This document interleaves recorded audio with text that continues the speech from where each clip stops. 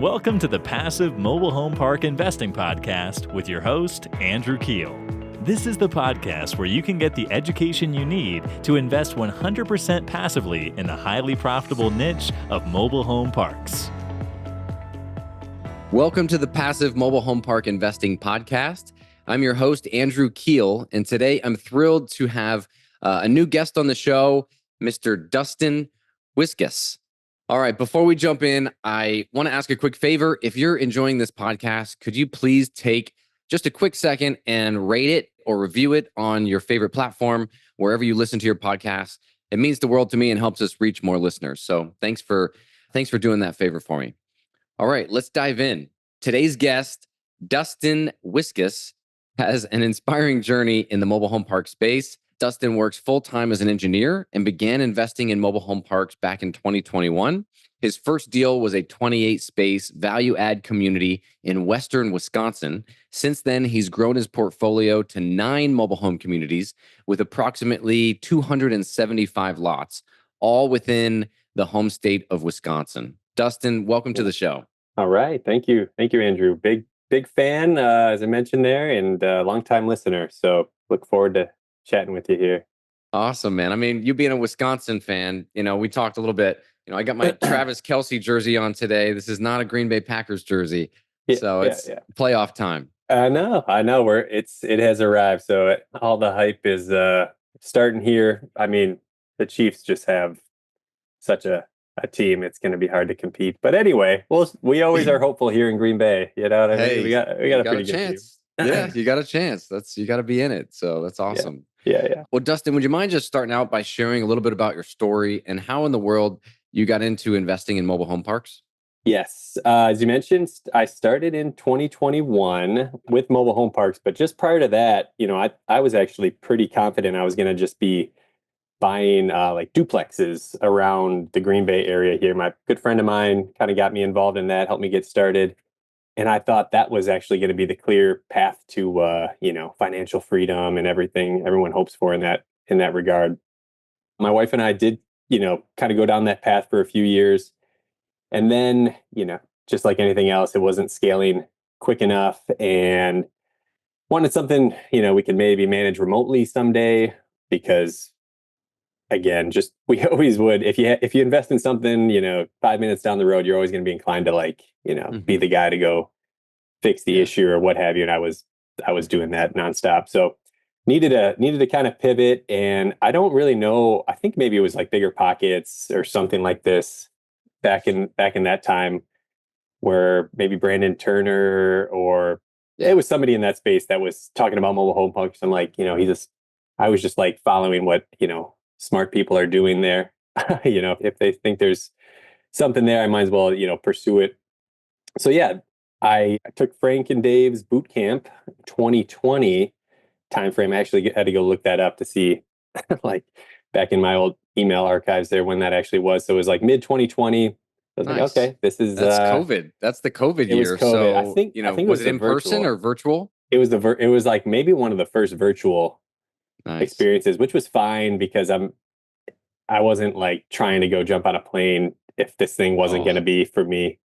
So like, sure. Yeah, it worked out. So we just sat and did that whole course. And I was like, okay, we got to just start, deal finding at that point. And it was at least 6 months, I think, until anything even remotely interesting came about. And LoopNet of all places, which is usually where deals go to die, Yeah. LoopNet's where you found your first one? Yeah. And it was just a random listing. A broker just put a listing out there. There wasn't some big offering package. It was like a single page handwritten in the offering documents there with like number of spaces, number of occupied, didn't even mention how many tenant owned homes and or anything like to that regard. So anyway, I think I just remember sitting, I was like putting my 2-year-old to sleep and I was like, oh my God, I got to like call this lady right now. It was one of those random finds.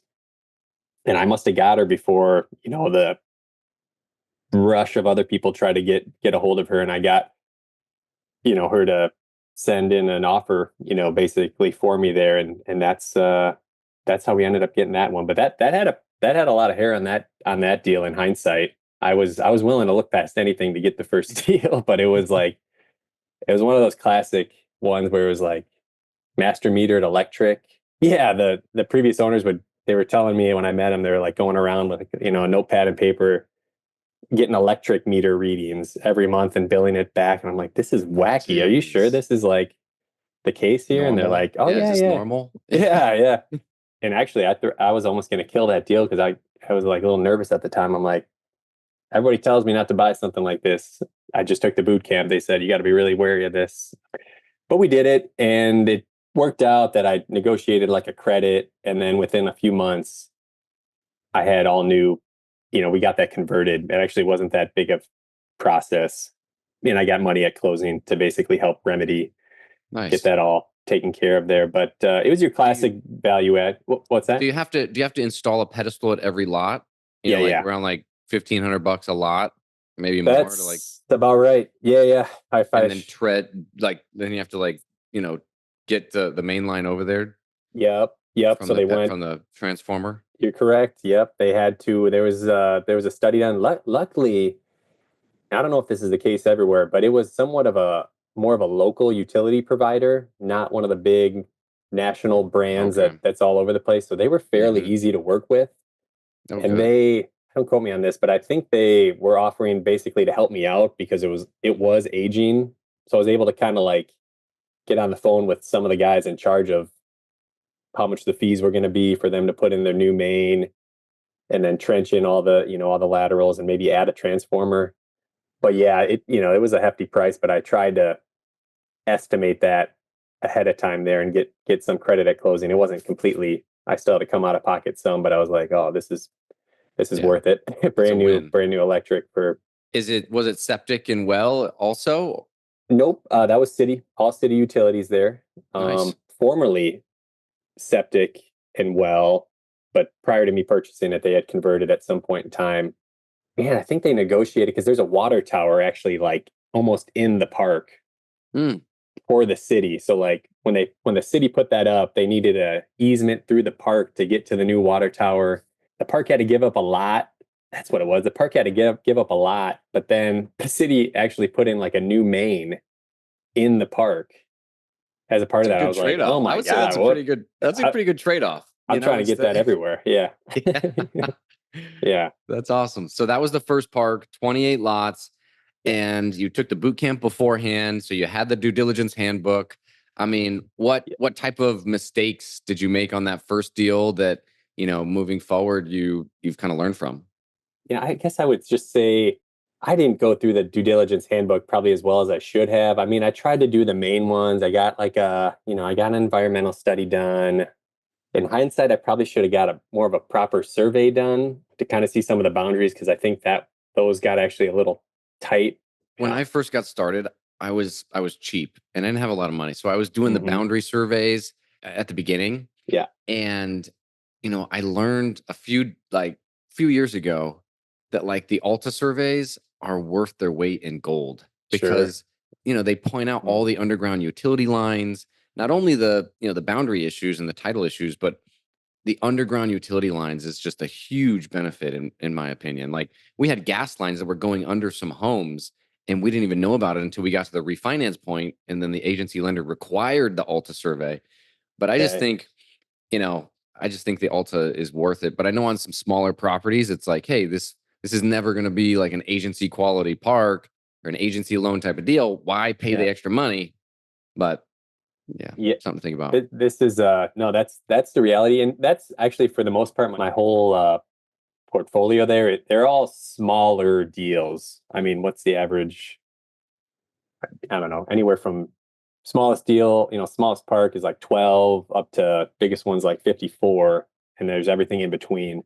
Nice. So And maybe and only a couple of those might actually qualify. I don't even know what those but I qualifications probably bet, are. but I bet, Dustin, if you packaged them all together and cross collateralized them as Mm. a Wisconsin portfolio loan, I bet you an agency lender would look at it. Oh, okay. Okay. So that would be Gotcha. worth it. Do you have any investors on these deals? Do you raise money from friends, or is it all you? No, we've basically just done everything ourselves. I say ourselves, my wife and I. We don't have any investors or anything like that. So it's all just been one at a time. And actually previous to this, it was like, improving those like duplexes at the time and then pulling equity out of those and rolling that into that first mobile home park. And then we did kind of the value add model of infill, build back, water, sewer, all that jazz. So it, improves the NOI, and then we refinance that one to go get the next. And that's just been it's been like a snowball effect to date. That's huge. And it's only been what, 3 years, and it's already you're hitting that snowball effect. So you must be doing some serious value add deals. Like, tell us about that, like the infill and kind of what that looks like, and then what your plan is. Do you go back to the same local bank to re-collateralize it after you've added the value? Yeah, exactly. It's like everything you read about or hear about is like the build back, water and sewer is like day one. If I ever buy a park that's not submetered, I'm picking up the phone, sending an email to Metron. That's just who we use to go get a bunch of meters to put on all of them. Almost every deal we buy is like under market rents. Let's go back to the Metron thing real quick. Do you guys get the master meter as well? I never have. I've always thought about it. The reason why we do that is that we can track the usage, because we've had the cities where the city, main meter will be off and it'll be reading bad. And then they're charging us all this, and we're like, well, we can't find this leak. And we've looked everywhere. We've hired American Leak Detection and everything. We couldn't find this leak. And come to find out, it was the city's meter that was reading wrong. So luckily the master meter, I think for an extra $2,000, you can tell the difference between the sub meters and the master meter to know if the water is actually even going through. That's exactly what my head was at too. Because I just got an email from one of the municipalities that she's just like, hey, do you know, because to your point, it's sometimes every quarter where they send you the meter reading. So you could have 3 months of a catastrophic leak somewhere if it's not showing itself in the park, and you would never know. So she just emailed me like a few weeks ago. She's like, hey, do you know you use like 600,000 gallons? And I was like, what? You gotta be kidding me. I'm like doing the math in my head. I'm like, oh, that's not, that's a hefty bill. They read the meter wrong. That was it. That was like all there was to it. Has huge effects. I just, it's one of those things where that wasn't the first time. And I actually had an excavator. I had American Leak Detection on standby, like it was like a holiday, I think, and they were about to like hit the road to go to the park, and they're like, oh, no, there was some buildup on our meter. It's giving us a false reading. I'm like, you got to be kidding me. Thanks for the heart attack. Yeah. Yeah, luckily I called everything off there. That's a good point. One of the things was like, I think their manhole was never big enough. Every single park I try to do that in, I'd have to put in another manhole or some junk. Like, it's expensive. Yeah. Yes, but sometimes you can have your on-site manager, like if you have an issue, just read the master meter that's the municipalities like every day at the same time. True. Go check the meter and like how many gallons are you using per day? But you gotta have a manager that's on it, to do that. Right. Yeah, I see what you're saying. No, that's a good point. Yep.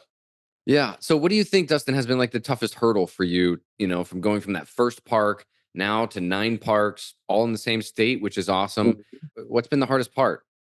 I think it's probably a mix of just like time management for me anyway. I'm still working full time. Wow. My day job, it is a flexible job. I'll say that, I can get up early and do some work, and then take a phone call from a contractor, middle of the day if I need to, if I'm not in the middle of a meeting or what have you there. I'm not traveling. Sometimes there's some travel involved with that, but nice. It's like time management. So I've been trying to get better. I guess one of the ways I've gotten better at that is just, investing in software. I do everything through Rent Manager. That I was not a fan of trying to like get that when I was getting started, because I'm like, why do I need to buy this software? I only have one park or whatever. But I'm like, no, I'm going to do it.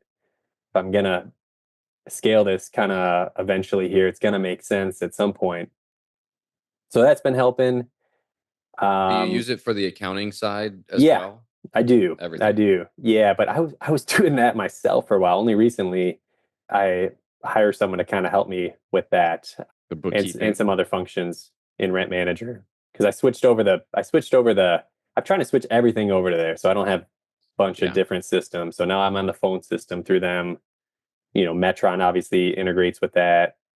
I'm You still use not like on everything. AmRent or like the RentButter or AmRent for the background checks. That was the only. Now I feel like I might have to do that. I don't actually screen that many folks though. I don't know about you. I'm not. I guess when I infill, that's one factor. But if the parks, until I bought these most recent parks, I was rather like almost full occupancy wise. So I wasn't screening that many folks. There wasn't that much turnover.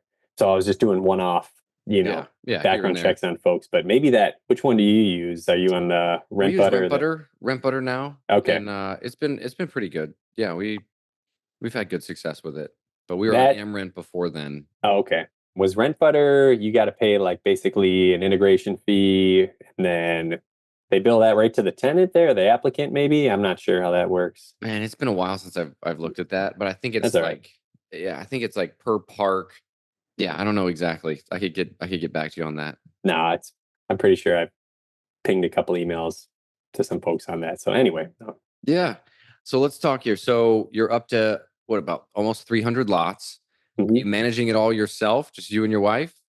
Yeah. I will say my wife isn't probably super involved in day to day there. I've got she's kind of the household management, if you know what I mean. We got four kids, so Oh, nice. I she's have 4 kids as well. yeah. I saw that. That's I saw that awesome. online. Yeah. Yep. So that's as well as I do, that's a pretty hefty Full-time job with overtime. yeah, no doubt. No doubt. They're upstairs probably wreaking havoc right now. So I have like park managers. I forgot what the question was, but I have park managers that help at the parks, kind of day-to-day stuff. But then I recently hired someone to kind of help. She's on Rent Manager, getting trained on Rent Manager. She helps field, text messages and voicemails and some of the accounting functions. Nice. Just to help. But honestly, I always have I mean, it's hard not to have just Rent Manager open on the side on a second screen. Yeah, a second screen I just can't help myself. You see your dashboard, you've got all your metrics and you've got your delinquency and you're like, okay, well, I'm about to send out 10 text messages to these guys here to see where the rent is at. Yeah. It just makes it easy to do. too easy. Yeah. That's awesome. Tell us about your like most recent acquisitions and how you've been getting deals done with the higher interest rates and the current climate. Yeah, the most recent deal was a package of 2 parks. It was 2 parks just in like the northeast Wisconsin area here, so not too far from Green Bay where I'm at. So these actually were the closest parks that I own. Everything else is like 2 or 3, 4 hours away. That was that bigger park. It was a 54 space park and a 42 space park. And yeah, just a broker that I've got a good relationship with brought that to me there, and it was very reasonable in terms of, I guess it was maybe more aggressively priced because the rents were super low, but it's still made sense. That Was it a was value add? Like how many were occupied? Was it public utilities? exactly. Yeah, I actually don't own anything that's not on public utilities. That's kind of one of my sticking points there. I've just tried to maintain that only Smart. public utilities. I don't really want to even think about learning well and septic and what could come with those. Yeah. I know It it's gets probably ugly fast. I'll just tell you that. Because like we have a park that has 67 septic tanks and 67 leach fields. And every month we're like, there's roots getting in the leach field and we're, $3,000 to replace, the lateral line. So it adds up quick.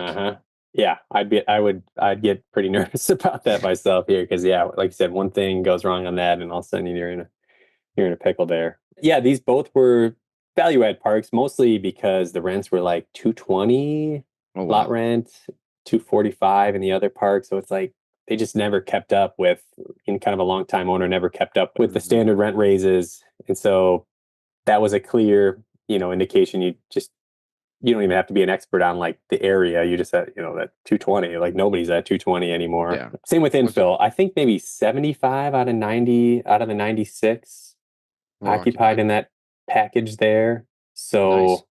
yeah, I'm a pretty big, used home infill whenever I can management there. I just think they can be more affordable for the end, as the end product there to sell off. So I just Tell us about that. Tell us how you do that, because I'm a big fan of used homes as well. Mhm. And with the pricing of new homes, it seemed like they went from like 30,000 to like Yeah, 50,000 like real fast. Like just from COVID, it was like, okay, yeah, the normal, you can go, get some homes from 30 to 35,000. Even like there's like 28,000, and then all of a sudden after COVID, it's like 50,000 is the cheapest they got. yeah. You're absolutely right. It's kind of frustrating actually, because I would love to hit. It's not the easy button, but like it'd be great to just Yeah, have 5 new homes show up, and yeah. You can time it all up, line up the yeah, contractors, easy, 100%. Yeah, I get them from wherever I can find them really. So that's like Facebook Marketplace. I'm on there, or I have, yeah. some folks that are looking around for me. They're just like, and you can find $5,000 or $10,000, 1990s, Mhm. 16 by 80 or 14 by 70. Any of the above really will just all of a sudden pop up because someone's bought some land with a home on it and now they need it gone because they want to build their own house. So that I'm scoping that every day. I got in touch with a couple good movers, transporters, Nice. that if they're moving a house, someone wants a new house on their land, they got to get the old one off. They just are looking for someone like myself who's got somewhere to put it. So that's been really good. And you manage all that yourself in addition to like the property management day to day. Yeah, right. That's Mm. probably actually the most time intensive now that you make me think about it, because that can just be Oh, yeah. The follow up, the contractors, the right. transporters alone. If you find a good Yeah, transporter, they are worth their weight in gold. It's just been really tough for us to find consistent ones, yeah, that are just reliable. yeah. You're absolutely right. Do you still have your at one point, didn't you say like you had a truck or like we a we bought a toter truck and started a transport and installation business, got licensed and everything. Had it for a really big project where we infilled like, I think it was 60 lots. oh man. And then Yeah. my driver just decided like, hey, I don't want to be on the road all the time. Mm. He did like more than one project. I think he did like 3 or 4 projects, had it for about 2 years, but we actually just canceled the insurance and shut it down because it's also very expensive if you want to go over state lines. Ah, Outside of your state, you have to get these IFTA stickers with like the Department of Transportation. And that's why like some transporters take a home to the state line and then they have another guy come and pick it up and I'm like kidding. use it, drive it the rest of the way in the other state, is because it's like so expensive to get those IFTA stickers to like cross state lines, and it makes it exponentially Yeah. harder. No, So that makes sense actually, because I know some guys that I try to find some, on neighboring states homes that come up and I can only go 30 miles into there or something like that. yeah, yeah, Gets a little hairy. So that makes sense now that you're saying that, if it's wildly expensive. But yeah, luckily I just have some right now. I've got a couple good contacts, and I think they get homes too from like parks that closed down. mm-hmm. They now just have kind of dibs on Inventory. all of them, their inventory. So they're not all nice. That's the other tricky part, is like, as you know, like, well, who's gonna fix up this thing? Not everybody likes fixing up mobile homes. So my dad actually has volunteered. He's recently retired. Very handy. He's like, hey, Nice. I'll go fix up some homes. Just put me up in a hotel or whatever. So that's been a Is he willing to home travel run. to Indiana? What I got a you couple just down never there. know. You never know. Put them up at the. They got a Ritz Carlton at Indiana. Probably. No, I'm just joking. Yeah. Yeah, that's awesome though. How has your strategy changed? Like your mobile home park investing strategy? Like, is there something that you were doing early on that now you don't do? I mean, you said like you stick with public utilities. Hmm. Like your most recent acquisition, you bought a couple bigger parks. Compared to the smaller ones. What's changed and why? I think the only thing I am now really focusing on, before I thought if you bought anything in Wisconsin, and there's a little backstory to that. When I took that boot camp, I come to find out that like Frank and Dave and all those kind of bigger guys in the market, they owned a ton in Wisconsin. So I'm like, damn, this is great. I mean, it's kind of like a blessing, because you're like, oh wow, this must be a great market. And it's a curse because like they own a bunch of stuff Mhm. in the state. So, but anyway, I was like, gosh, if they think this is a great state, like anything I buy here is gonna just be like, as good as it gets in terms of, tenant base and able to sell homes and, you know, all the above. That's not the case I do own like a couple parks that I was like, oh, I'm going to go chase these, and like they are in tougher markets.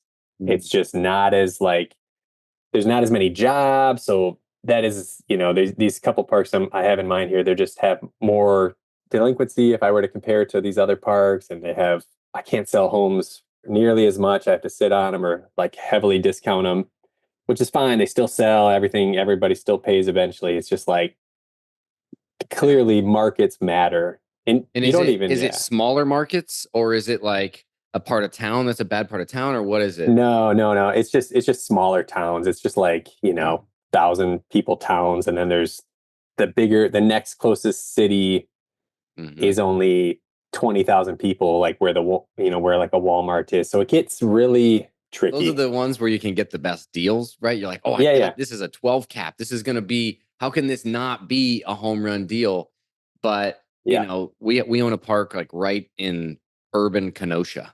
And, it's smaller homes, but like the demand is crazy. Like the waiting list is like 50 people long. It stays full. If we are going to have a vacancy, there's like no turnover time, because it's like, okay, you're moving out. This person's like wants to buy the home from you. Here's 3 people that want to buy your home from you. We give that to our tenant and then coordinate, kind of broker the sale. So yeah, markets are super important, but that's not to discount, the mid-sized markets, because I think those, they need the affordable housing. And we've had some, like, we own a park in Punxsutawney, Pennsylvania. It's not in an MSA. If you Google it and look at like all the stats, you'd be like, this is a very rural area, but it's like one of our best parks. Just prints, like it's just consistency, reliability, high demand. So I think it's just finding those little pockets, that you can get the good deals, but you're also able to have high demand, right? Yeah, that's the trick, I think. I think most of my stuff isn't technically in an MSA, but it's right outside of it. And it's a big enough MSA that's like, I think it extends beyond what the maps maybe say it is. I don't even know who defines those. Sometimes I look at it, I'm like, who came up with these? It's all by the county. Yeah. I'm not even sure where that comes from at the end of the day. So like being right on the outskirt is like, I think actually perfect. You can find good, better deals that doesn't meet the MSA, but it technically, you talk to a couple people and they're like, oh yeah, I commute to Minneapolis is the one I'm thinking about. You've got a pretty good extension of like Minneapolis, for example, that extends into Western Wisconsin. So that's where some of mine sit. And those are great. I mean, I can sell homes. I can, lot rents are really competitive. So, and then, is there anything else like outside of market that you would say you've like learned from, and like you've changed your buying criteria on future acquisitions from that awareness now? Other than the market, I'd be really wary of like, I guess I don't know if I would have bought these earlier on, but like really bad infrastructure. That just would scare me if I could. Water sewer lines that are really old, and like that kind of stuff, or like just old pedestals. Probably like really, really capital intensive stuff that I couldn't negotiate. Fun story is this 2-park deal that I purchased that I'm talking about was originally a 3-park deal.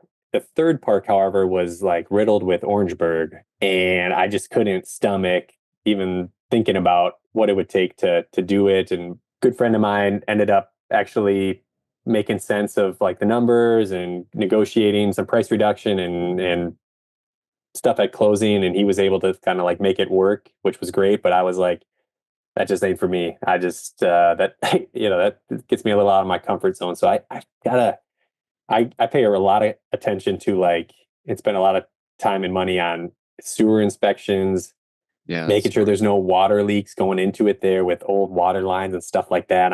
I try to like, maybe I spend more time on that than I originally did, because I think those can just eat your lunch.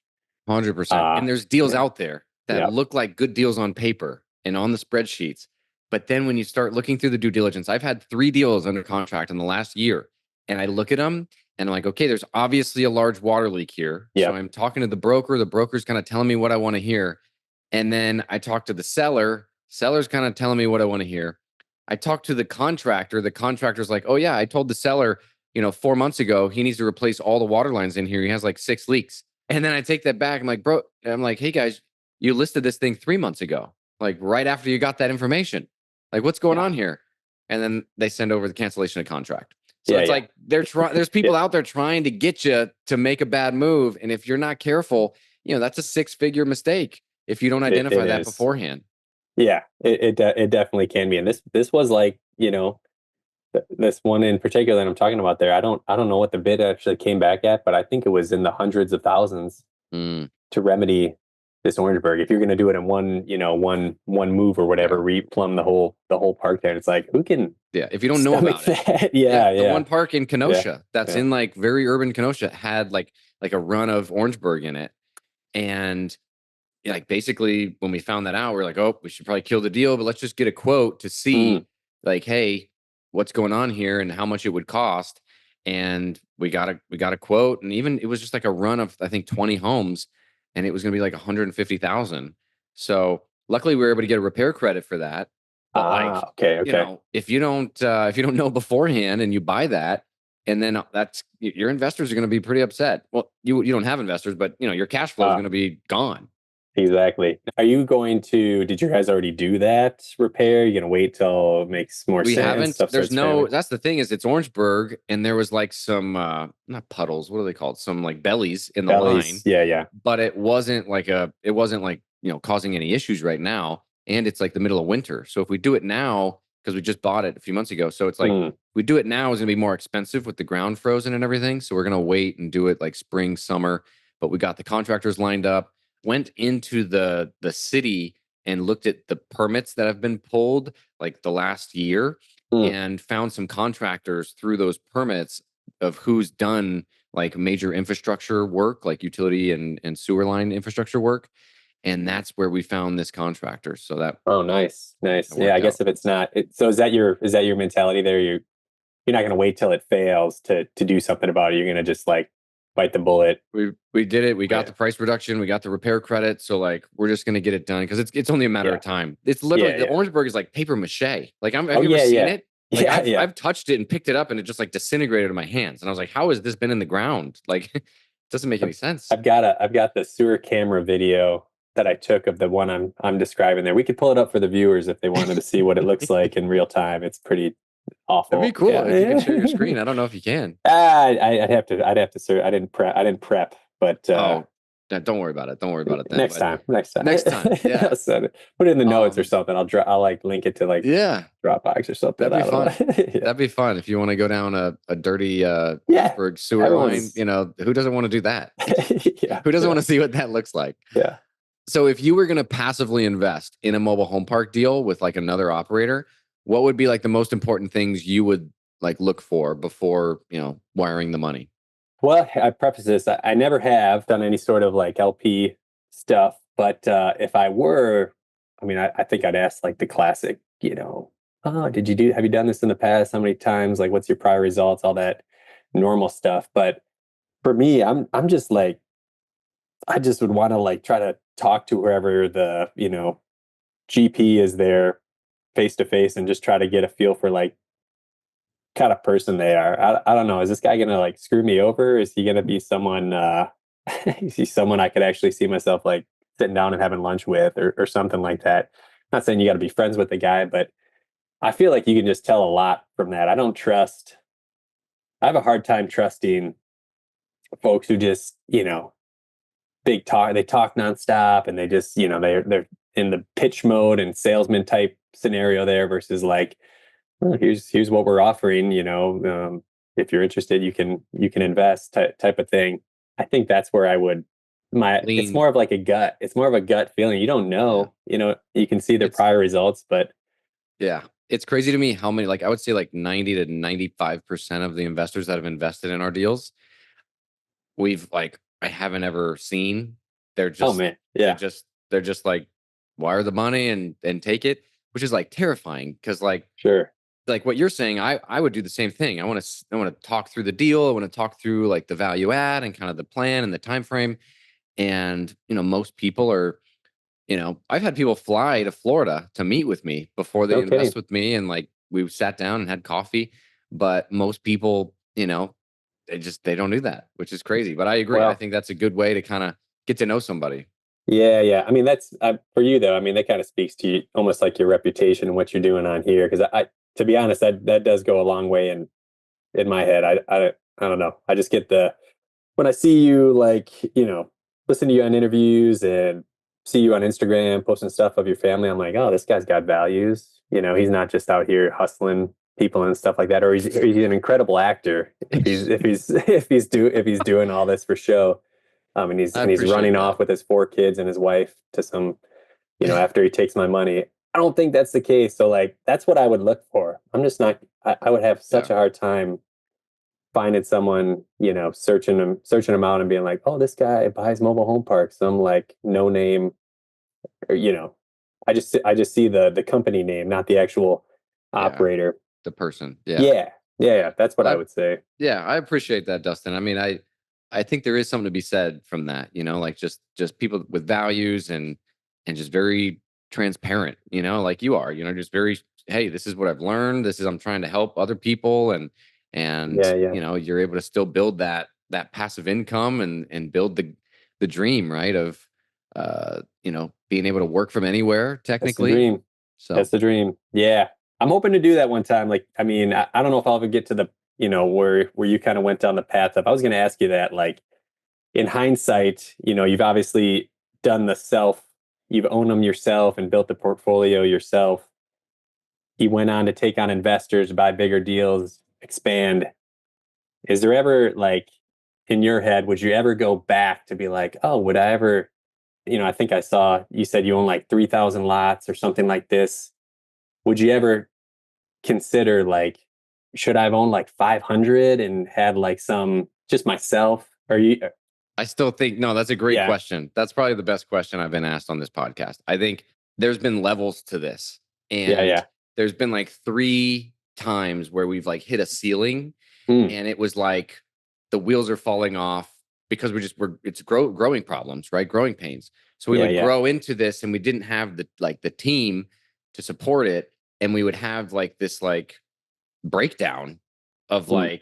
like one time our head bookkeeper, like during COVID, just like stop paying bills, like Yeah. just stop going to the Yeah. PO box and stop paying bills. So then we got like these notices. I was notified like that, like we got these notices that like the utilities were going to get shut off and all of this. And I'm like, how is this even happening? Like this is blocking and tackling, right? This is the easy part. And like I had to go to the PO box and take out all this mail, and then I had to go Yeah. bring a card to the desk and get a big container, like a big what do they call them? Like the big, huge Yeah. container full of mail. So Yeah. then I had to open all the mail myself. And then I had to, this was like during COVID. And Oh, then I yeah. had to like start paying bills and, checking usage rates and all of that. So it's just like, but she got overwhelmed and she didn't say anything. She didn't want to like hurt my feelings and tell me that, hey, I'm Yeah. drowning here. I can't keep up Yeah. with the amount of mail we're getting. And so we just kind of like, there's been like 3 times that come to mind where like we've hit that. And then, we'll hire ahead a little bit, what we think is ahead, and kind of catch up. But no, I do think about that, and I think taking on investors has been really rewarding because Mm. most of my investors are like friends and family, and like or friends and family, like referrals of friends and family. So it's like been really Gotcha. rewarding when like we hit a deal that's like just rocket, to the moon status, Hmm. and then everybody wins and like everybody's really happy, and it's been the asset class has done really well. Like it's not rocket science, and when you do the blocking and tackling, it can be very successful. So I think it's been a good choice. But yeah, Good. growing Yeah. just for the just to growing, I don't recommend it. Yeah. So I kind of waver on the matter myself. My whole goal was just to kind of support, my family and eventually step back from my full-time job. I don't foresee that anytime soon. I like my full-time job, but I think that's the natural progression for most folks is like if they get enough where they are getting too much to handle on their own, they need to kind of scale up, change the systems. And I don't know. I'm stuck. I'm stuck in that analysis of like, is that where I want to take things next, or am I content? I think there's a peacefulness in that as well. Just like Yeah. keeping what I have, optimizing it, grow over a little bit over time. So 100%. No, I think Yeah. there's some, Yeah. there's something to be said about like keeping your inner peace and not being like, yeah, we have 50 parks, but we're like, pulling my hair out all the time. Drowning. Yeah. Yeah. Yeah. Like This I'd is rather true. Yeah. have, 30 parks or 25 or whatever that number is, but be sane. And I think that's what we're starting to do is like prune off some of Oh. the parks that maybe are in the not so great markets or have a little bit higher delinquency and we have to chase them a little bit more. Just prune off some of those and then just really take our time on new acquisitions to try to buy in, better markets. And to me, when I say better markets, I really like to see population growth and I like to see median home prices like really high, like Yeah. $300,000 median home prices, and lot rents are like 250. Like that is an area that you're gonna have a long runway, in my opinion.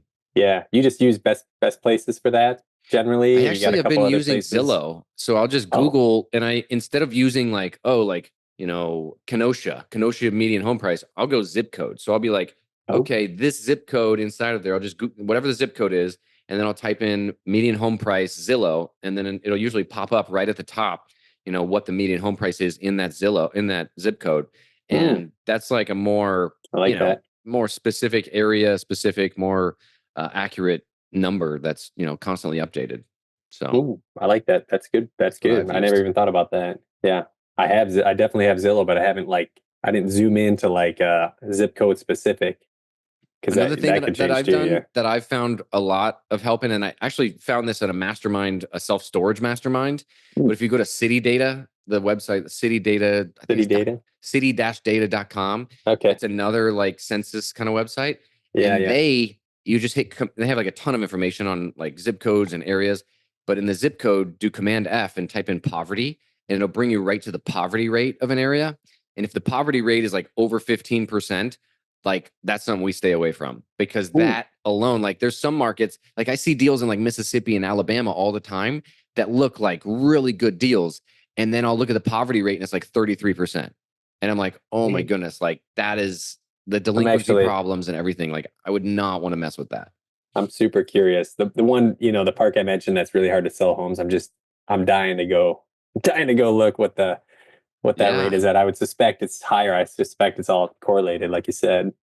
Totally. Yeah. And Yeah. we found this because we bought some duds, right? We bought a park in Keokuk, Iowa, and it was the same thing. It was so tough to sell homes. And if we did sell like an RTO type of home, the most down payment we could get was $1,000. And that was like pulling teeth. Yeah. Where like other markets, like we have one in Columbia, Tennessee, where like the down payment on the RTOs, the minimum is $5,000, and we're getting that like all day. And it's a much better market, much more demand. And so we're just trying to like in our test ads and everything, just avoid the Keokuk markets and buy more in these better markets, even if we have to pay up a little bit more per lot. I think long term with the rent growth possibilities, we'll be better off. Yeah. Definitely. How are you guys judging like rent growth? I mean, are you just kind of seeing what other parks are doing? Are you basing it on like the equivalent? I think the biggest one is what the other comps are doing. Yeah. And like obviously we're not the Yes communities or these UMHs that have like brand new swimming pools and playgrounds and stuff. But I think we could be 80% of what they're charging for lot rent, and they're raising it every single year. In addition to that, we look a lot at median home price, and like if we times it by like 0.002, like 2% of median home price, that's been like a not a perfect depiction of what lot rent should be, but it's like not bad. Something to kind of look at as 0.002 of median home price. 0.002. And then 40% of the 3-bedroom apartment rents is like another kind of just gauge that we'll look at. And then maybe we'll take the average between the 40% of apartment rents and the 0.002 of the median home price, just to kind of see how those level up in addition to like the local comps. Because, some mom and pop markets, like all the parks are owned by like one family and they've just never raised rents, but the median home price is $350. And it's like, there's a missed correlation here. Yeah, I do the same. I'm kind of curious. That's an interesting calculation there of what you just described there. But I definitely do the take a look at some of the bigger operators in Wisconsin anyway. There was I think RHP I think RHB, they bought like 40 or 50 communities, and they're just kind of, so they're by far the largest owner in the state now. And you can call any of their communities and kind of see what they're doing. They're not hitting all their existing tenant base with it, but you can ask, hey, New move-ins. new move-ins, what are you guys charging? And it's like more than I ever would have thought, to be honest. Yeah. So like, but they also probably have a team of guys doing that homework and then going through stuff. So I'm just following, do rent comps. Yeah. So for sure. as long as I'm chasing them, I feel you're pretty in a good. great spot. I feel pretty good. And Andrew Keel's in Southeast Wisconsin now, so I just I'll call his park up too, see what's going on. Dude, you know what's great in the state of Wisconsin is the Manufactured Housing Association. They're the best. Work with them at all? They're Every time we call them, we were in due diligence. This is our first deal in Wisconsin. We called them and they were so helpful. Like we weren't even members yet. We are now that we own, but like they were just so helpful. Like went out of their way to like hook us up with like local attorneys that know MH and everything. Like it was amazing. Yeah. It's probably at least monthly. I ping them for something. They got vendor list. The vendor list they gave us. I mean, for like you're saying, transporters, installers, like other vendors. So they're useful. You got to come to the meeting. I think there's like at least one annual. Well, it'd be the one annual meeting, but then there's random other meetings. So you just gotta come up to Wisconsin. If I do, you gotta promise to bring me some of those cheese curds. Oh, What's that place up there, with the good cheese curds that they have at like the state fair? Well, there's probably a dozen different like premium brands there where there's extra squeaky. If you don't know what a good cheese curd is, if it squeaks, that's your measure of whether or not it's fresh and good. So you just honestly go to like any of like you guys got farmers markets? Yeah. So I assume you do, but like that's the best place to get in my opinion, because there's like 5 different options. Usually it's local farms or whatever that come with their own stuff or whatever, and you're just like, oh my god, it's about as good as you get. Preservatives. Just the real pure stuff. That's so awesome. Dustin, what do you think the perfect mobile home park looks like?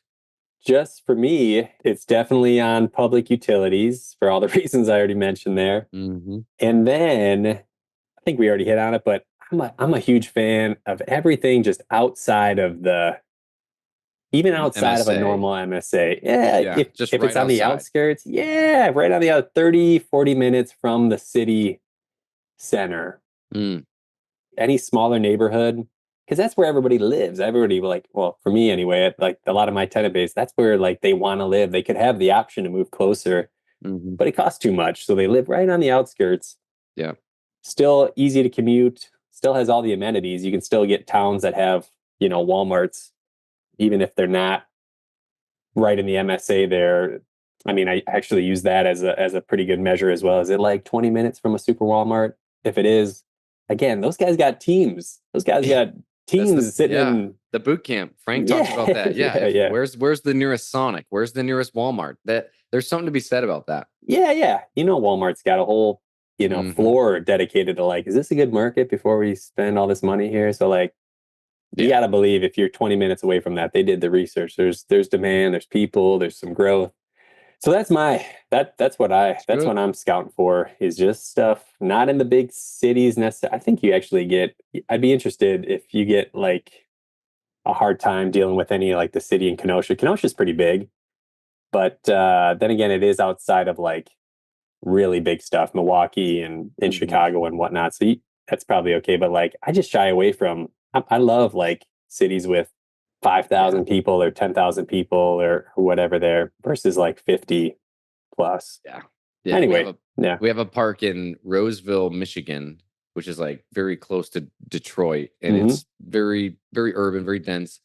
And the city is like really tough. Like with we need a permit for everything. So renovating a mobile home, you need to replace the door, you need a permit. You're gonna change the window, you need a separate permit from the door permit. So it's just like over engineering and regulation, and like it gets hard to get anything done because you're pulling permits to change the skirting, and it's like too far. So there is a benefit to kind of being in the outskirts, being in the county, right? Where it's just a little more freedom for sure. I'd say that's my perfect that's the perfect park there. And maybe like I also like I mean, I don't have experience with something really big, but 30 pads, I don't know, 30 pads seems you can still afford like an on-site manager to kind of keep an eye on things. They're maybe not doing that all that much beyond just kind of like going to run errands for you there, keeping an eye on things.